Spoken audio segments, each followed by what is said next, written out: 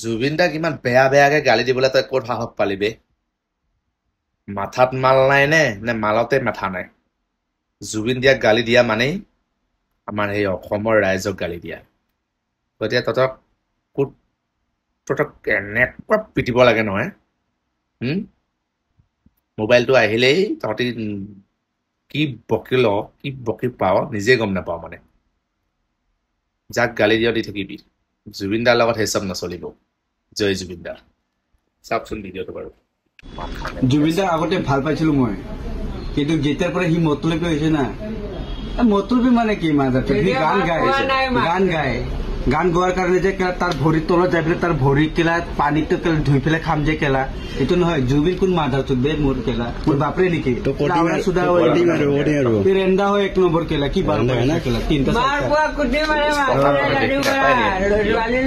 और हम लोग का अगर एरेस्ट कोई भी किया मैं आपसे आसाम चला गया डायरेक्ट। मैं ट्राइबल